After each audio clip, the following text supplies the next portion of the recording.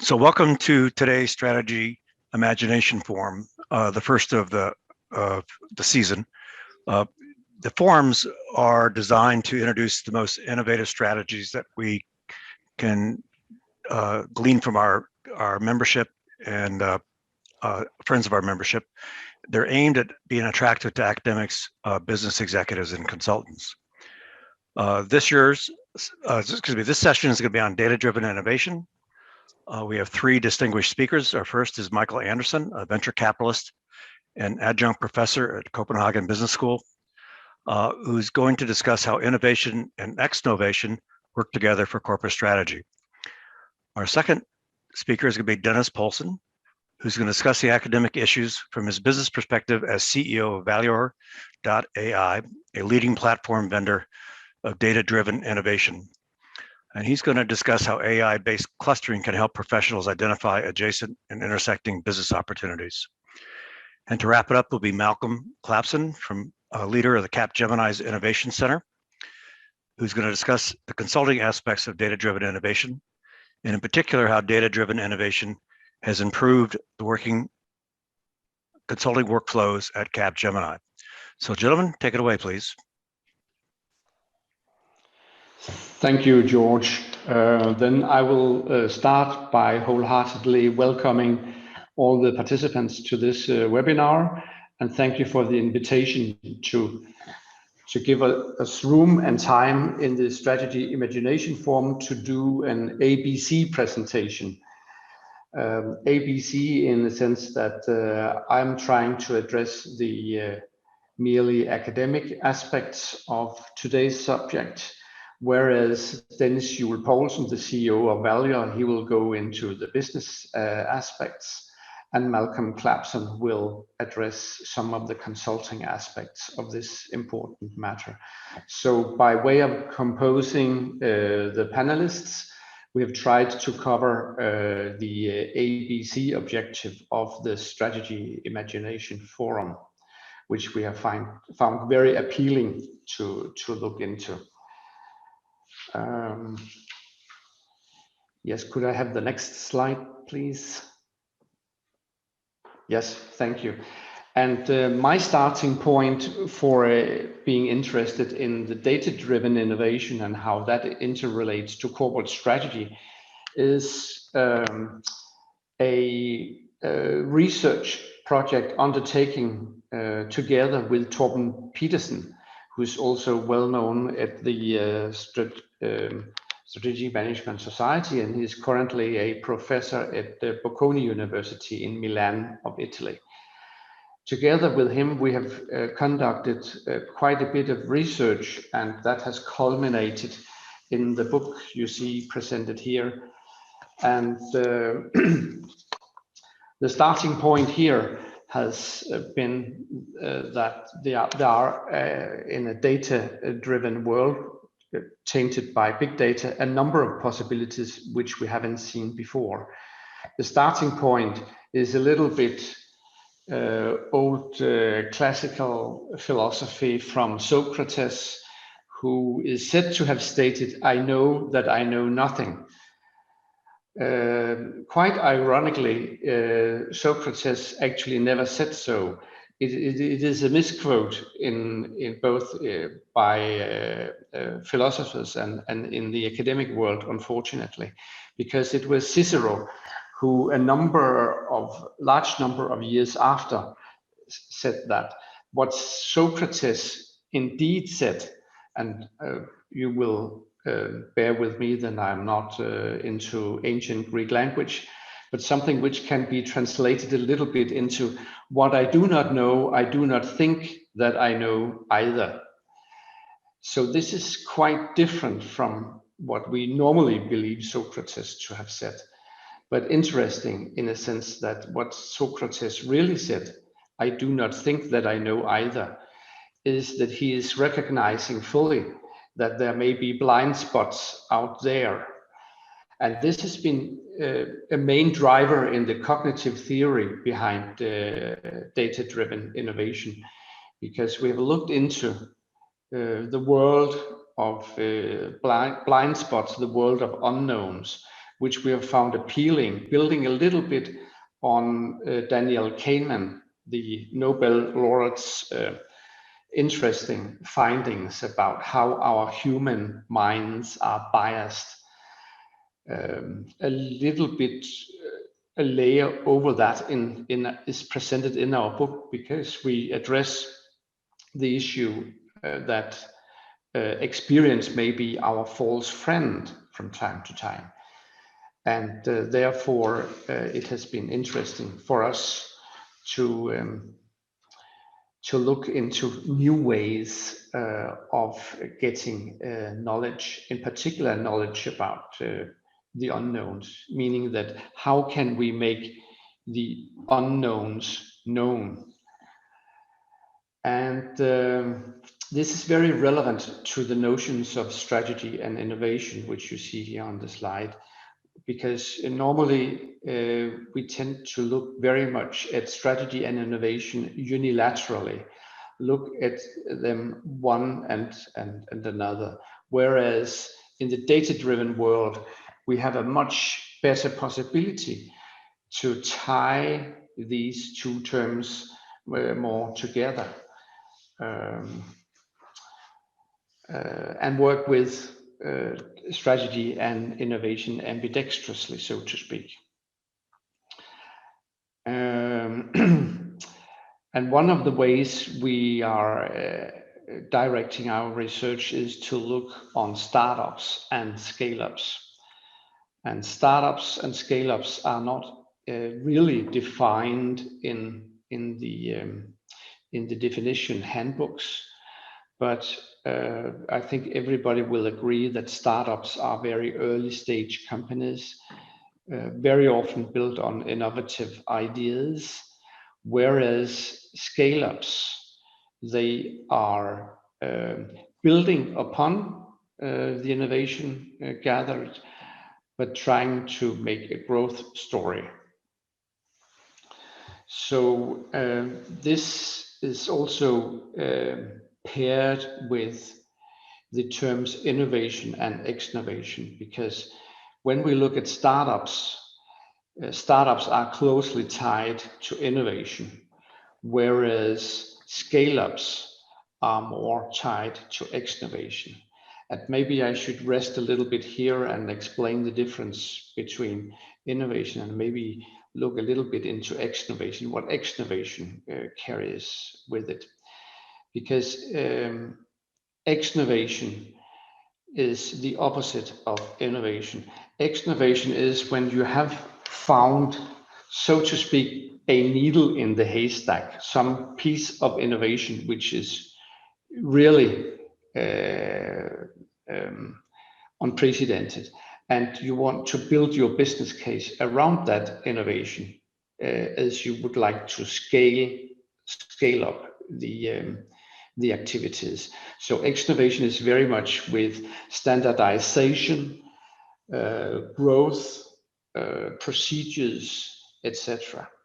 And just to give you a few examples, which were initially very inspiring when we did our research, we can take the very colloquial examples of Kodak and Nokia. If we look at Kodak, everybody would agree that they actually invented and patented the digital camera. So they were very, very good at innovation. But maybe because of the risk of cannibalization, they didn't want to move into the exnovation phase on an S-curve. So they actually did not put the digital camera into production. They stayed with their analog camera. So essentially they were good at innovation, but they failed on exnovation.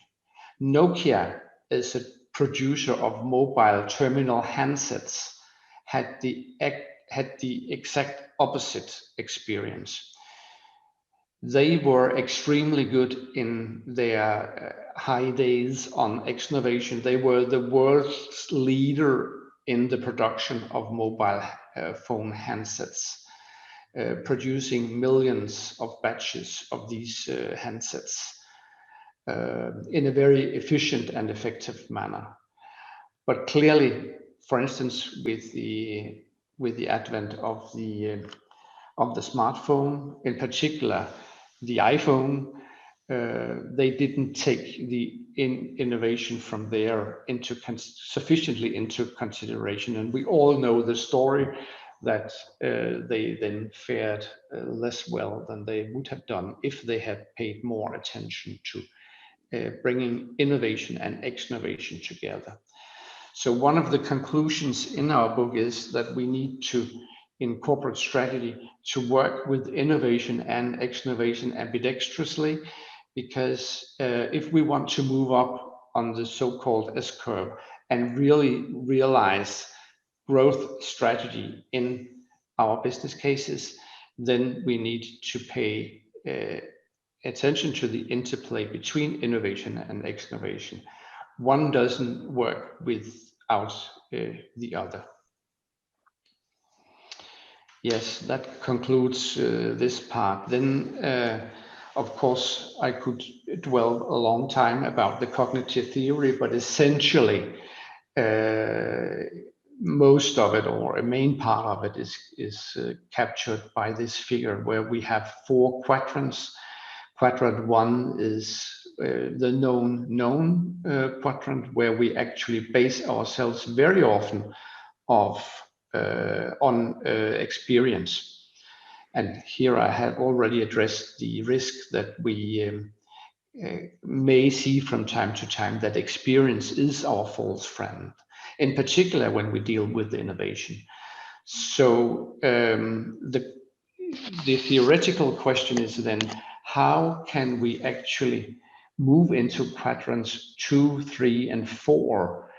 I mean, how can we get the unknown things, the innovation out there known? What techniques do we have? And here, data-driven innovation comes into the picture. And I will address that later, but in my presentation. But for now, I would just like to address the 3 waves of innovation which we see in our book. The first wave of innovation was obviously the so-called closed innovation, where focus was on planning and budget. You could actually plan for your innovation in a closed R&D department, and you could also budget for the same. That is the first wave. Then you have a second wave, which came around the turn of the century, most often called open innovation, where you open up for the environment and cooperate and collaborate with, for instance, universities and even competitors. And here you have the focus on out-of-box thinking, and also to co-produce innovation together with external parties. Now, looking at these 2 waves, they both have advantages and disadvantages. The advantage of closed innovation is that it scores comparatively high on efficiency, as you can budget for your innovation and you can plan for it. But the problem is that it scores low on effectiveness. With open innovation, it's a kind of the opposite. You have a very high degree of effectiveness, because opening up your innovation to external parties will mean that you get better innovation, and actually innovation which in a better sense serves your business purpose in the corporate strategy.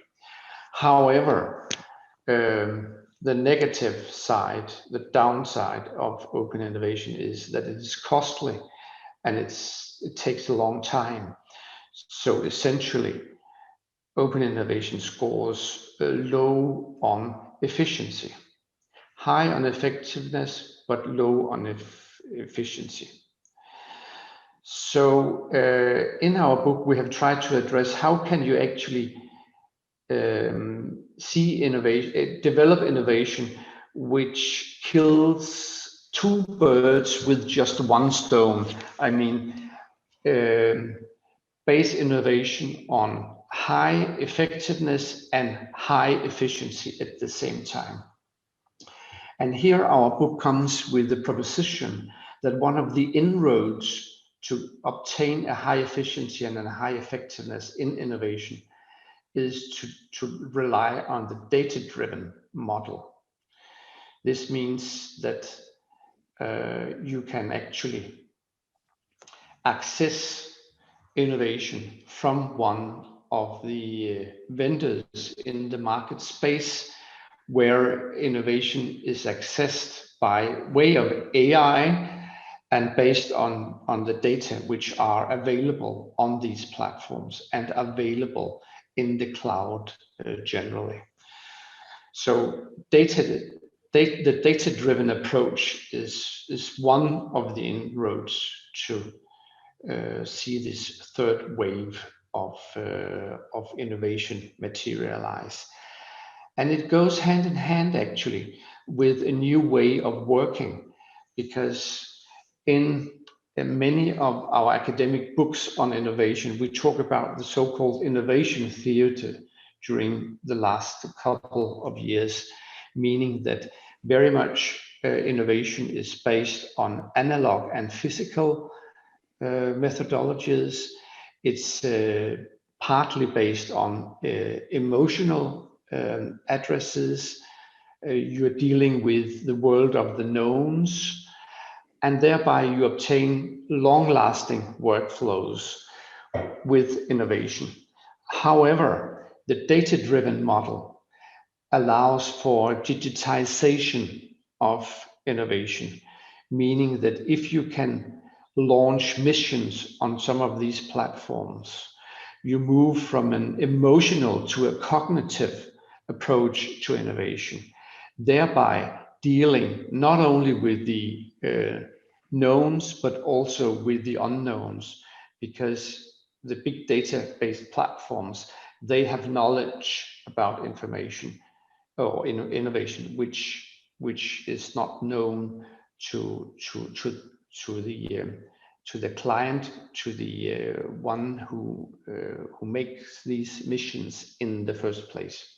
And all in all, this means that you have workflows which are much more speedy than just working in the traditional old analog way. And then looking finally in my presentation into these platform vendors, there are a number of these, and they vary quite a bit, in particular with regard to the number of data they have, whether they make a fresh research or not, and how intensive their use is of AI and other digital tools in order to increase efficiency and effectiveness. But we have found in the book a number, I believe 50 or so companies, which are able to be accessed with this approach, however, with comparatively few relying on AI to a considerable extent. And you will see some of these listed here on my last slide. And one of them is Valuer.ai. So what I would like now is to say thank you for your initial attention here. And then I would like to hand the word over to you, Dennis Poulsen. Thank you so much, Michael. I hope I steered you through the presentation as good as possible there. Yes, so very pleased to be here on the call. I'm very pleased to talk a little bit about how we have put data-driven innovation onto a formula with the Valuer platform. So if you think about the Valuer platform, you can try and imagine a search engine that uses AI to extract valuable information and data points around innovation. In particular, those data points that relate to unknown innovations that can then help users of the platform, in particular being innovators, venture capitalists, and as well as academic folks, drive their work with building new innovation and creating new growth opportunities and new exciting projects for themselves. So Valuer is an AI-driven search/discovery engine. We have created this platform because we realized that what is really needed in the market today, if you think about the pace that the world is moving in, is a scalable and repeatable and data-driven approach to innovation. One which is highly objective, one which is based on speed, and just basically the ability to sift through all of the information as well as all of the noise that is currently in the market. You don't see a day pass by without new stuff coming about that you have to be informed about and understand. So this is the Valuer platform in a nutshell. Very quickly, the Valuer platform has a functionality where you can basically switch on the Valuer platform, and then it functions as a radar, just as if you were on a submarine and you wanted to keep an eye out on for underwater bombs or torpedoes coming at you. You have a radar for picking up that information. So the Valuer platform stands as a radar where you can always be notified on new innovation that seems to be relevant for you as a professional. So we have this data-driven capacity to run that radar and to keep you informed, and we can also dive deeper using our AI-driven discovery and analytics to, once you have found an innovation that is relevant for you and is interesting for you, we can then deep dive on that and provide more information on that, so we can mine even more data on that particular topic or particular innovation piece. So I'm now gonna show you a video that's basically demonstrating how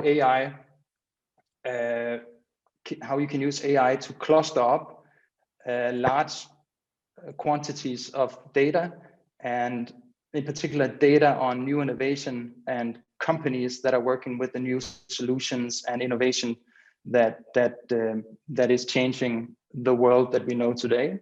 So hopefully this will play.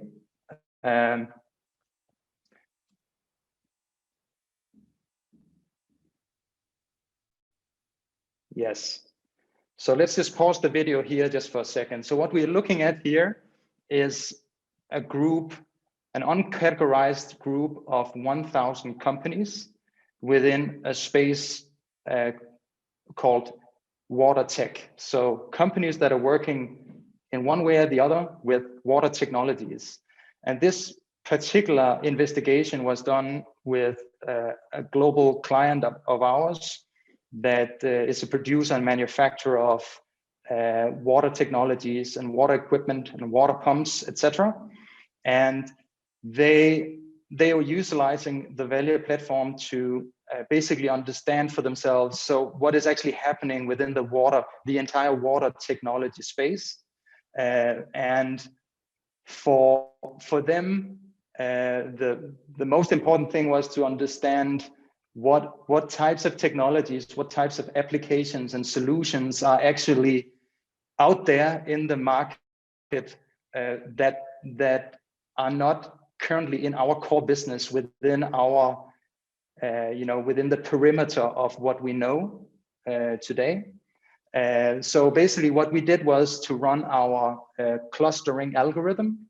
So what this is specifically, and I'm going to continue the movie in just a second, this is an algorithm that can categorize data based on semantics. So what it does is that it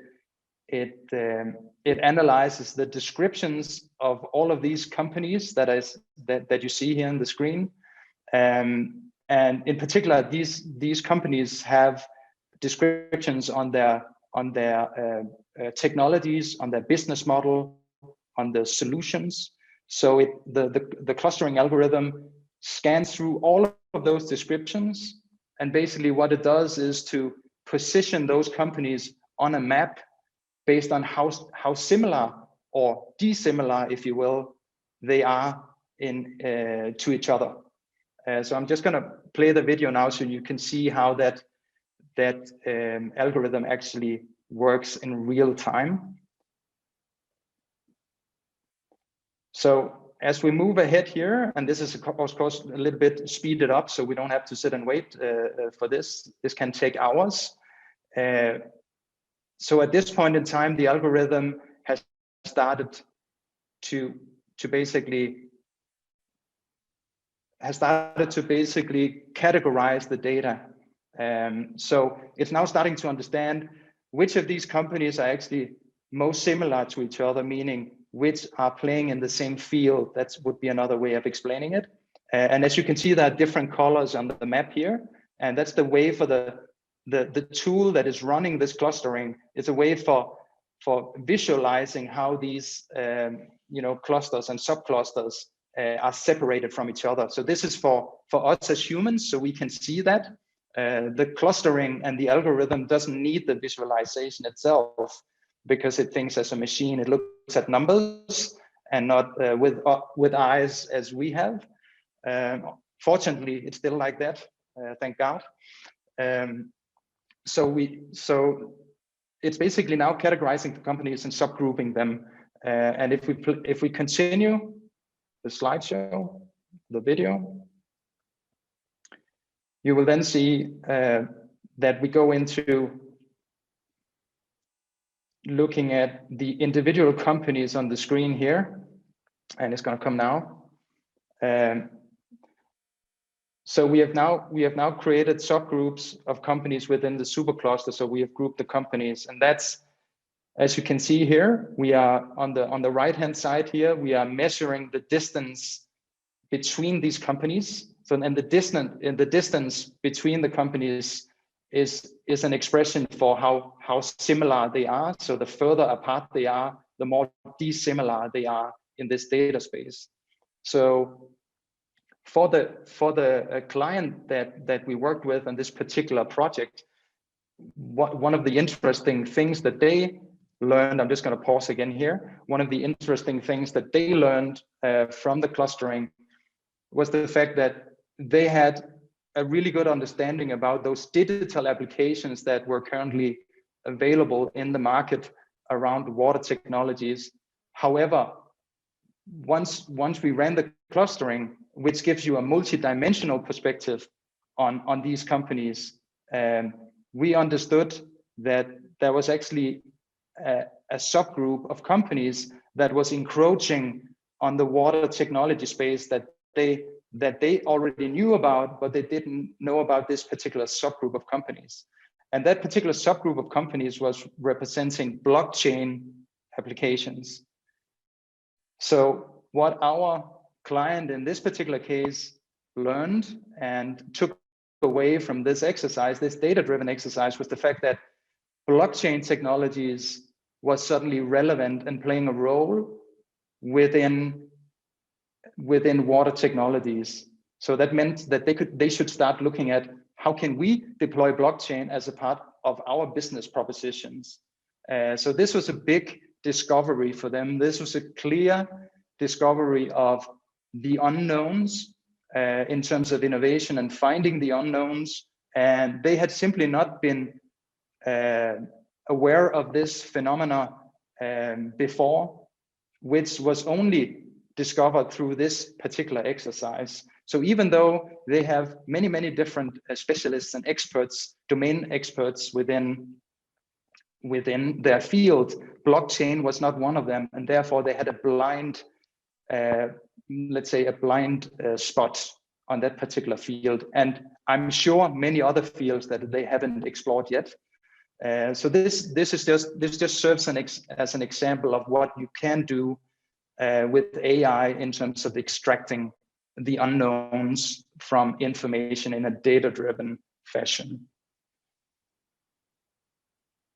And I think that marked the end of my presentation here, and I wanted to hand over to you, Malcolm, to have you take away and give a view from a consultancy perspective on data-driven innovation.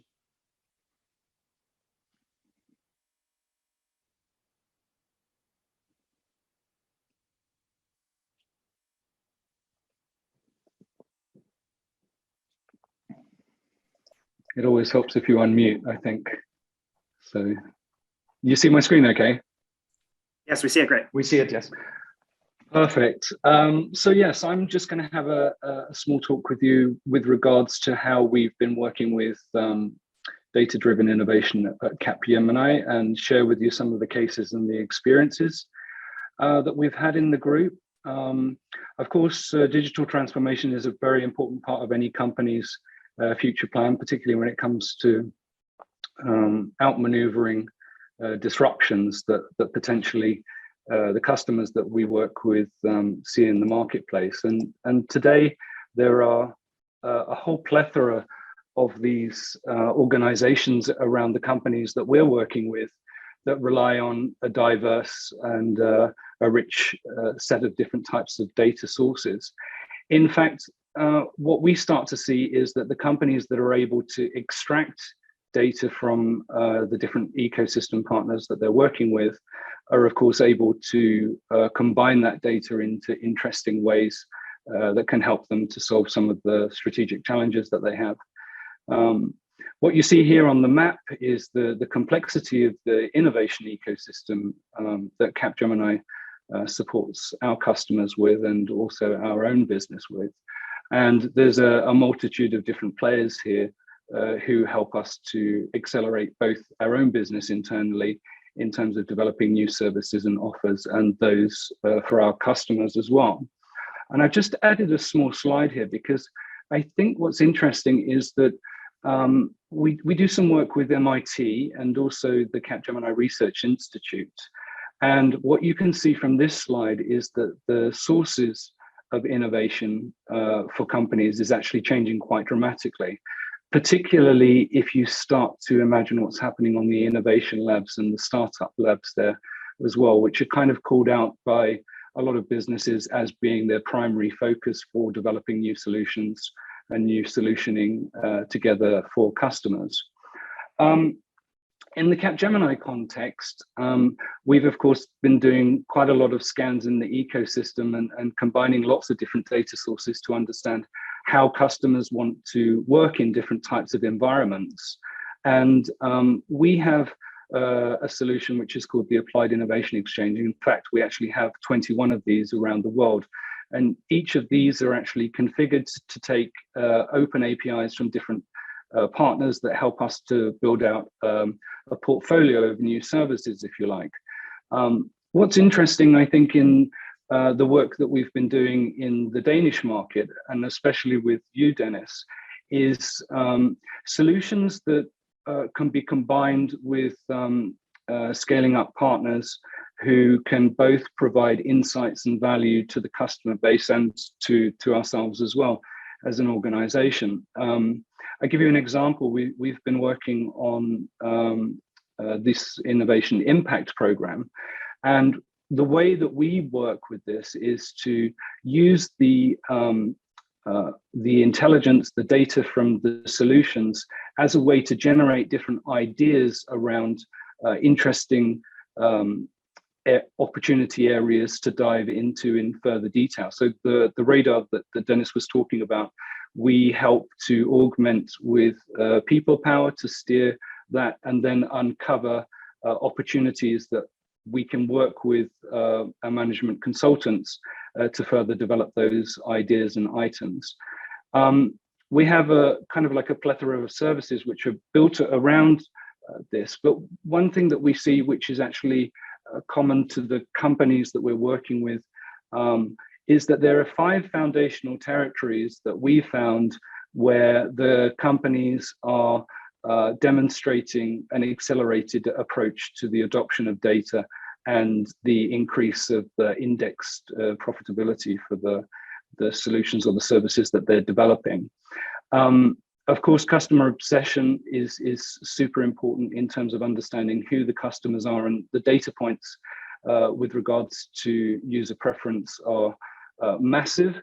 The challenges quite a lot of the time are with regards to visualization.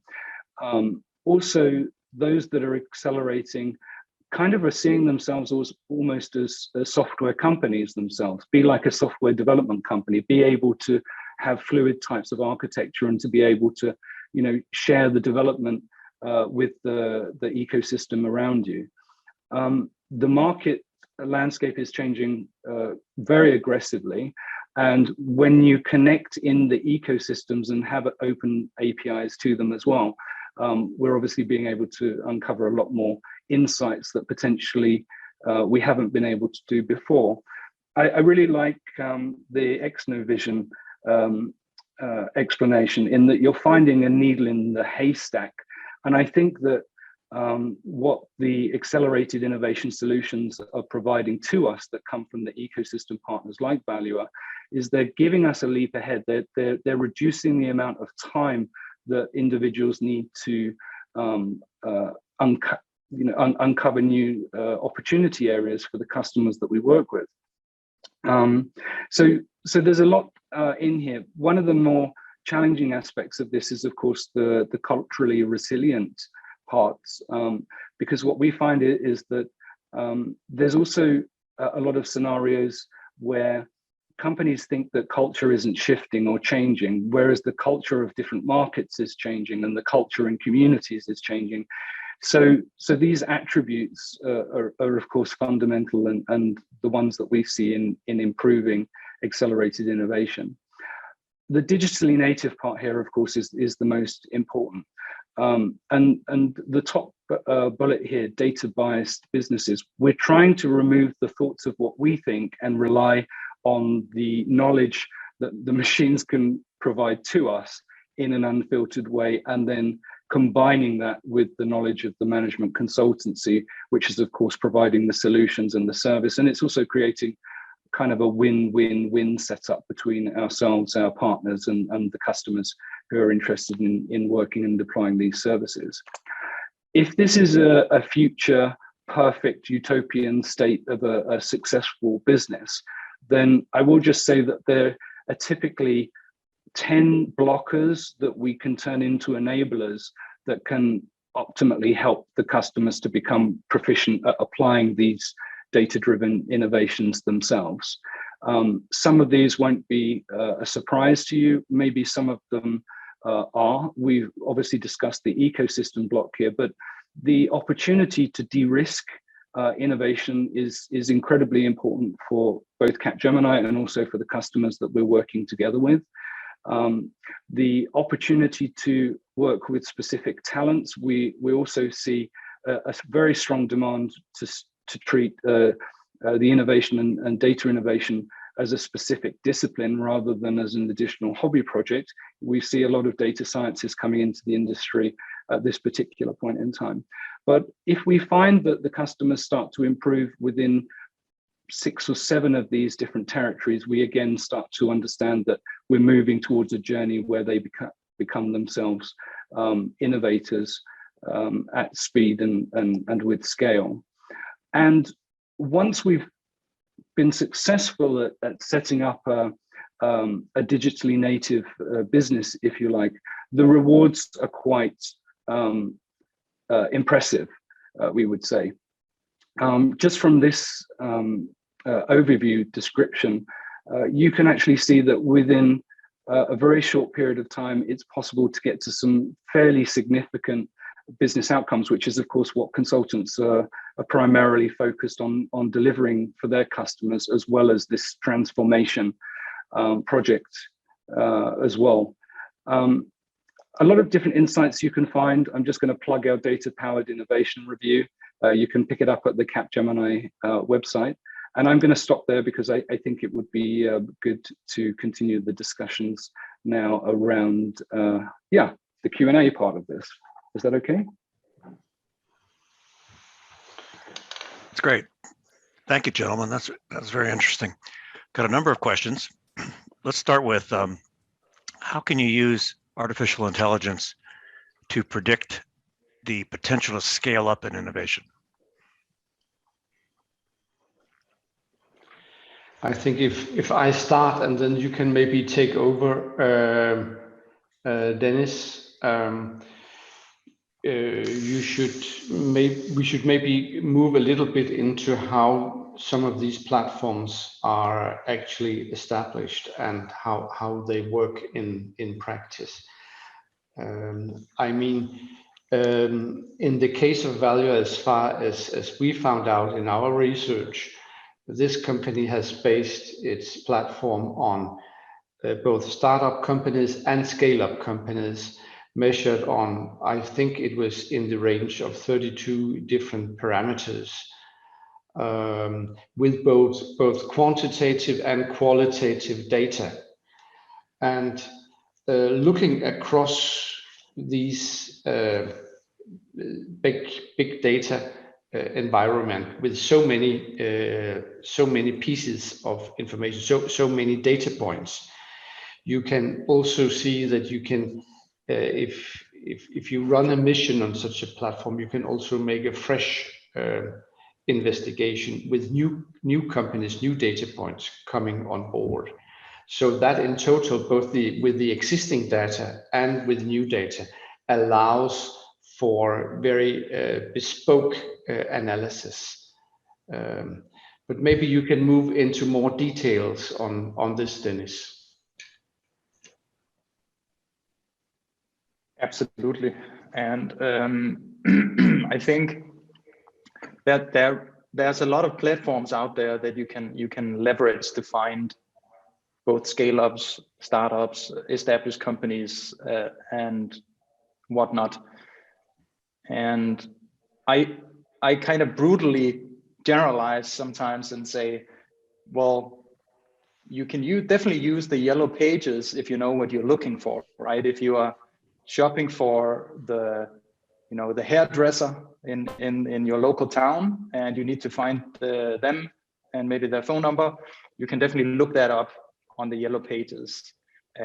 So in the case of Valuer and AI, we are basically utilizing machine learning in the form of natural language processing to scan the entire market of data, and then based on not just a generalistic perspective, but based on our clients' specific requirements for startups and scale-ups, we can then find the needles in the haystacks out there for the clients. So the idea is we are not searching for the knowns, right? Because you can look those knowns up in the yellow pages. We're searching for the unknowns.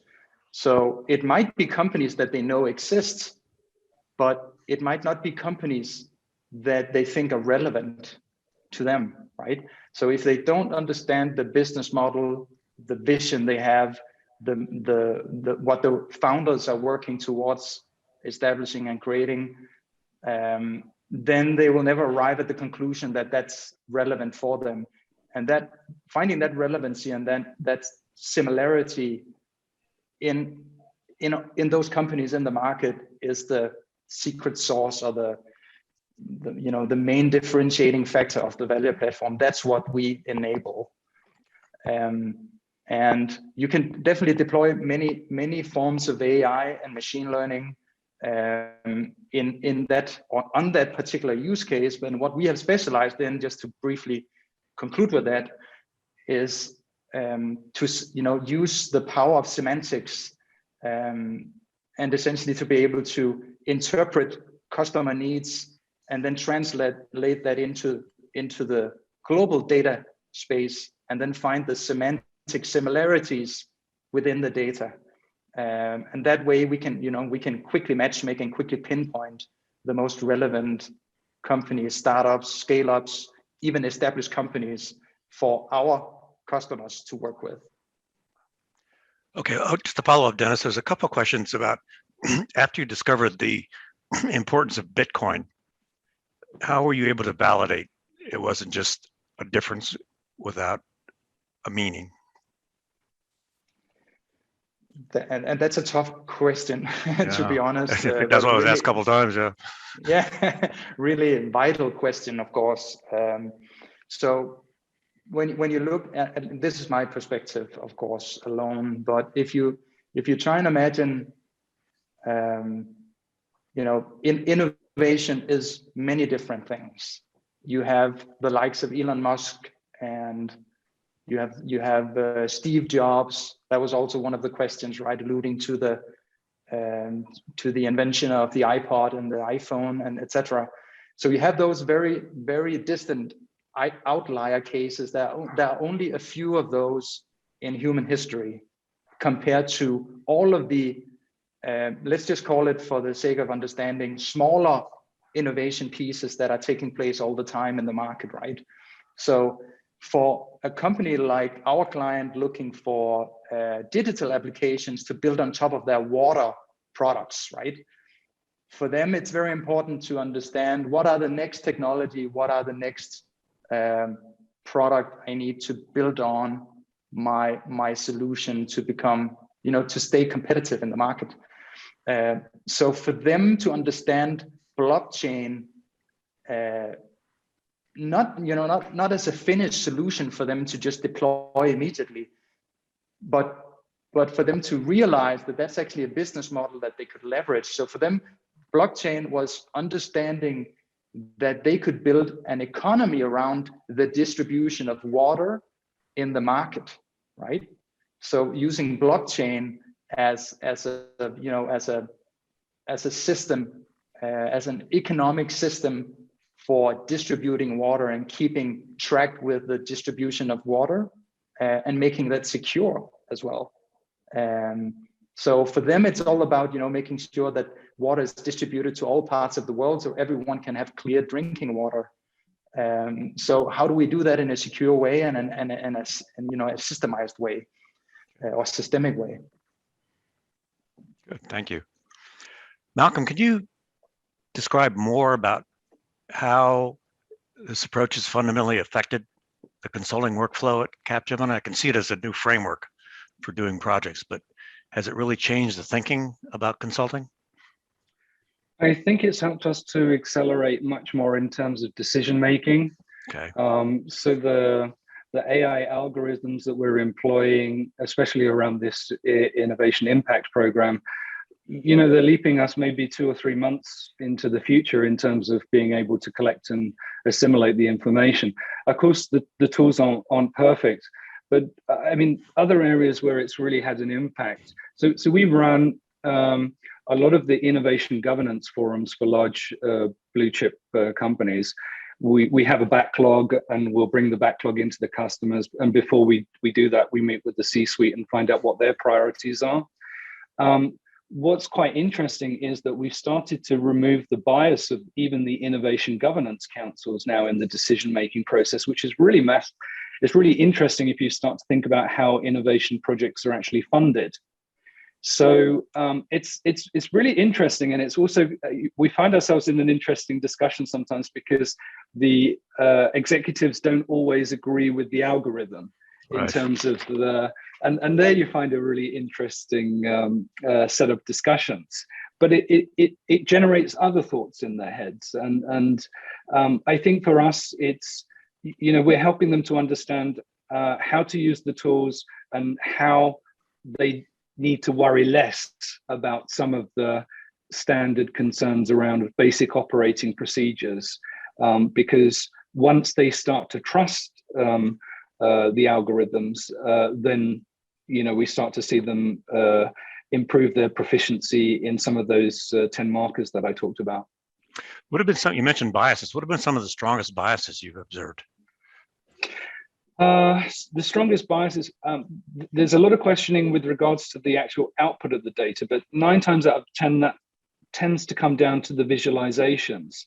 And depending on which of the ecosystem partners that we work with, they have different types of tools. So there's no kind of standardization, although we see obviously an uprising in knowledge graphs. And I think that it's almost about using the same vocabulary in a visual way.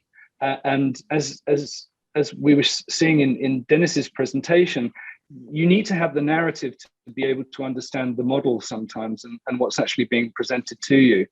So I think that that's one thing. And then, of course, the thing, people are naturally competitive, particularly in boardrooms that are managing innovation funds. So if the algorithm presents a result back to them which prioritizes perhaps another project over theirs, it's people are passionate, right? We don't want to lose the people in the process. So it's human. I think, well, yeah, we're human, and we want to we're human, and we want to remain human, but we also want to challenge our emotional state, maybe, with regards to the way which we make decisions sometimes. Actually, now you're getting close to a question I have, which is, I guess we'll direct to Michael, which is, as you reflect on your experience in data-driven innovation, what have been the biggest surprises, both positively and negatively? I mean, we saw Bitcoin. We saw Bitcoin was a surprise. Yeah, that was an important one. But there were the really big ahas that said, "Oh my gosh, we never even thought that was happening."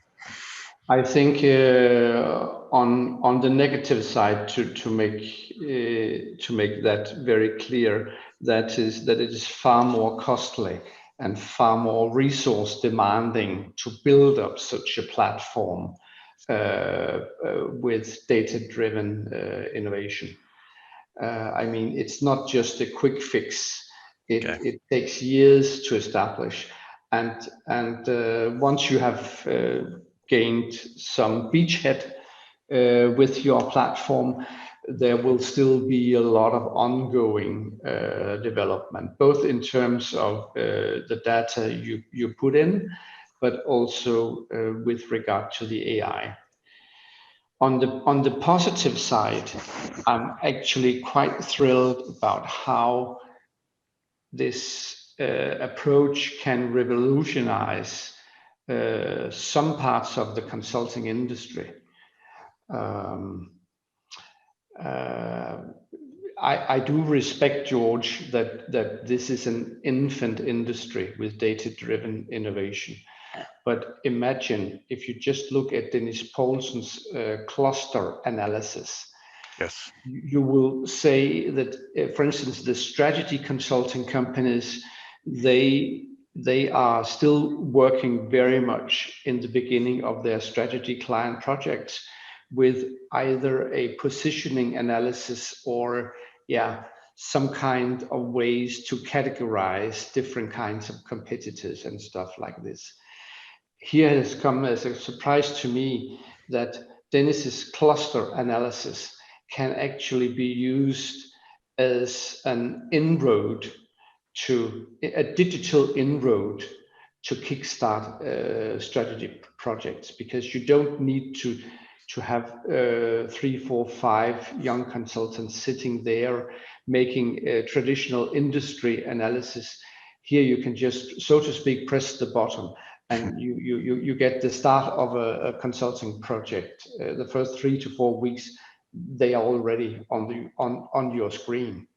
And at the same time, it has been very exciting to look into how venture capital companies and also capital funds work when they do their searches. I mean, traditionally, you have an investment manager who looks into what he or she knows or get to know by way of the network, the personal network they are working in. But moving to a digital platform allows venture capital companies and capital funds to press the button, into make a mission on these platforms, and then they got ample of investment opportunities which they had not thought of in the beginning. And there are several companies or several use cases for that. I can say from my own investment perspective that when I invest in companies, I have more than once thought that, okay, here you have something which is very, very unique. But looking into these platforms, making a mission on these platforms allows me as an investor to look into a number of startups and scale-ups out there, which I would have no idea how to gather information on because I wouldn't know their existence in the first place. Mhm. So these are the positives that you can, with these platforms, you can have use cases which you didn't think of in the first place. It's a little bit like looking at, for instance, Facebook, just to take a colloquial example, that Facebook have now developed into a bundle of services which which nobody had actually thought of in the beginning. It's the same with platform-based innovation. Malcolm, Yeah, no, I was just thinking that you know, I think at least with Dennis's algorithms, they never get tired, do they? And they're always harvesting and learning and developing a new insight. And that's really difficult to compete against. And quite frankly, I don't think that we really want to. Mm-hmm. So when we come across these almost like collector of collectors, it's almost like one ring to rule them all, right? If you're, I'm not sure if you're into those movies, but yeah, it's a massively exciting time right now. Okay. The question is, what do you do with the data and the insights? And there, I think we have the challenge of both the visualization and making sure that the executives that we're putting these types of tools, when we're putting these tools into people's hands, we need to help them to understand how to best capitalize on their use. Because if they're not, if they're just subscribed to and they're not constantly active in the executives' minds and they don't understand how to use them, then ultimately they don't last. It's a hobby project again, and that's something that obviously has to be avoided. It certainly sounds like we're at a point in time where it's really hard to justify sitting back and waiting. That if that's ever going to work, something miraculous is going to have to show up on the horizon to make it possible to have succeeded after waiting. So, gentlemen, thank you so much for your time and your insights. You're at the beginning of a very exciting era, and I wish you all the success. Ryan, let me turn it over to you for some wrap up, please. Yes, absolutely. Thank you all for attending. We hope you enjoyed today's webinar as part of the Strategy Imagination Forums, which are designed, of course, to bring accomplished strategy thinkers from academia, business, and consulting together in a dialogue. I want to thank our moderator, George Stock, as well as today's panelists for their excellent presentation and comments. If you haven't already, please do check out the Strategic Management Society's website. More information on our programs, publications, and to learn more about the organization. That's strategicmanagement.net.